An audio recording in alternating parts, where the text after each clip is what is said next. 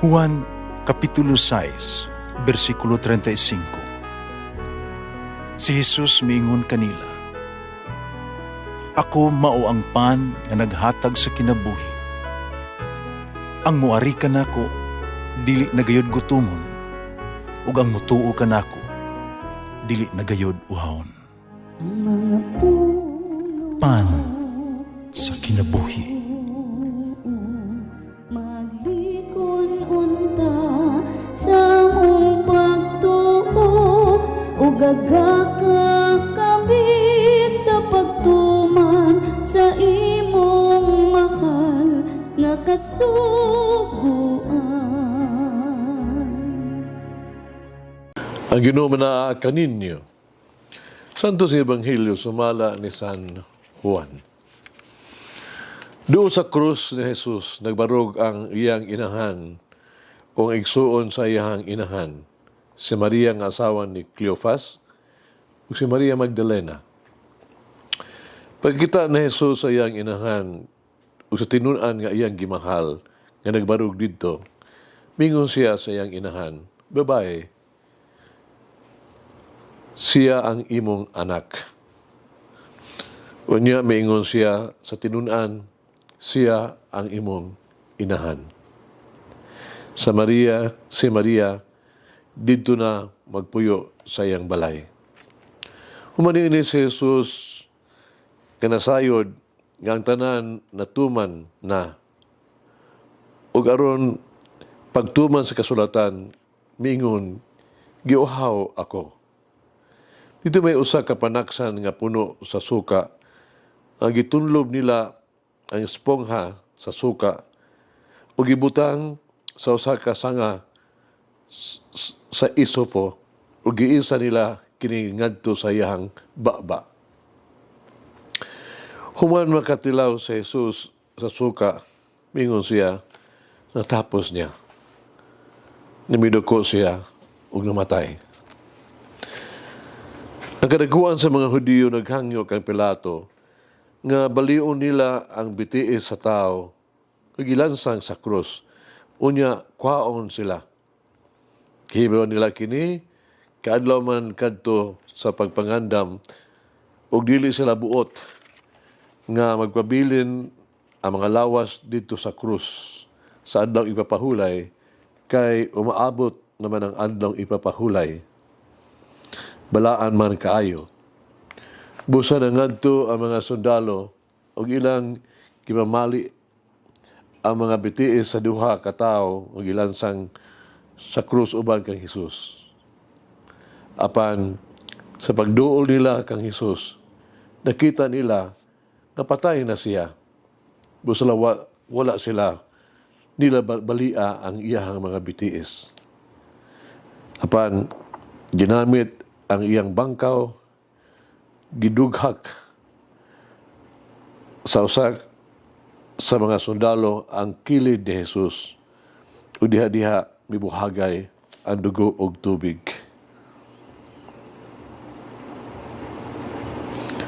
Ang Ebanghelyo sa Ginoo. Pasalamati ang Ginoo kay siya maayo, ang iyang gugma mulungtad hangtod sa kahangturan.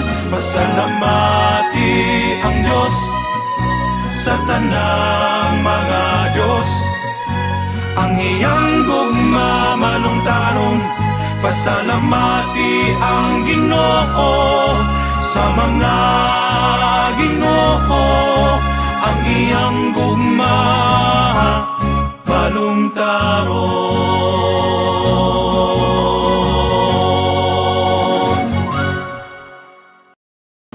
Karong adlaw atong gisaulog ang memorial sa mahal nga Birhen Maria, inahan sa simbahan.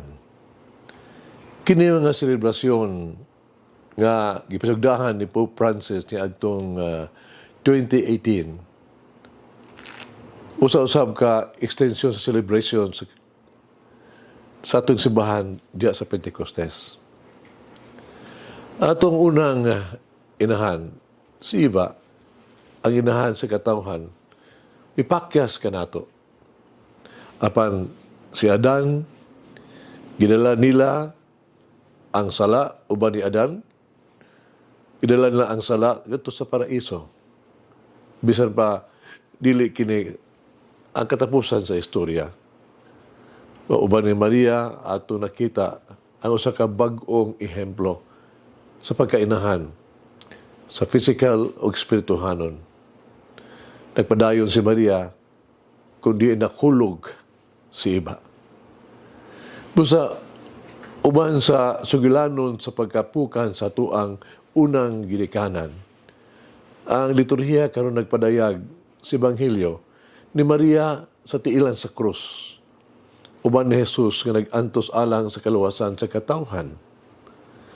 Walay kinutuban og padagayaong kinabuhi nga gihatag sa Dios alang kanato. Kini ang gasa bug-os nga gipakita sa Ebanghelyo karong adlaw. Kami dagayday gikan sa gidungkab nga kasing-kasing ni Kristo diha sa krus. Usa ka sundalo midughang sa iyang bangkaw, siyang kilid. Diha-diha mibuhagay ang dugo ug tubig. Ang suba sa Diyos tong kinabuhi, wala lamang makulog o wala mubunga sa yuta. Hinuon, kini gidawat uban sa higit nga pagdawat sa simbahan, kag gipresentahan ni Maria. Siya usab ng himong agiana ni ini, nga kinabuhi alang sa iyang espirituhanong mga anak. Sugod sa pahigugma sa disipulo nga nagbarog diha sa kilan sa krus. Ngadto kaniya nga gipahibalo ni Jesus ang bag-ong pagkatao ni Maria isip usa ka espirituhanong inahan. Pulo pa niya, tanawa ang imong inahan. Kini mo ang inahan kakauban sa mga apostoles nga nangandam kanila alang sa pag-abot sa Espiritu Santo. Pasal kini ang samang inahan nga atong ipasidunggan karon isip inahan sa simbahan. Daghang kaayo sa kalibutan karon nga nakatayog sa itong pagtuo, apan walay nakatayog sa pagtuo ni Maria nga atong inahan. Matag usa ka nato nga natawo pag-usab pinaagi sa bunyag ngadto sa kinabuhi sa simbahan, usa ka minahal nga tinun-an ni Jesus ug minahal usab nga anak ni Maria. Kita nga napuno sa balaang espiritu, kaya muma diha sa kasing-kasing ni Maria, nagpadayon uban sa pagsalig ngadto sa gubot nga kalibutan. Mga nagdala ka nato tanan sa bag-ong kinabuhi ang atuang nadawat. Mag-ampo kita. Maghimaya ka, Maria, puno ka sa grasya. Ang Ginoong Diyos na naakan nimo. Bulahan ka sa babayeng tanan. Bulahan mo usab ang bunga sa tiyan mo nga sa Jesus. Santa Maria, inahan sa Diyos, iampo mo kami nga makasala karon sa oras sa mong kamatayon. Amen. Mama Mary, Mother of the Church, grant me the deeper love and reverence for the Church. Umalangin ang Diyos magagahom sa tanan, Amahan, Anak, Espiritu Santo. Amen. May the Lord of the divine mercy bless us all, heal us from all diseases and suffering. Ayun unta niya kita, tanang mga sakit na sa lawas, o sa kalag, body and soul.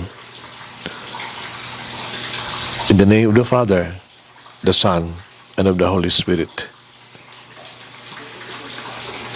Jesus, I trust in you. Amen. Whoever eats the bread of life will never hunger, says the Lord. Kay galaan inyong nabati ang pagpaambit ug hamubong pamalandong sa pulong sa Dios pinaagi sa tulumanon. Pan sa kinabuhi nga gidumala ni Monsignor Daddy Silva. Hangtod na usab sa sunod higayon, daghang salamat. The bread of life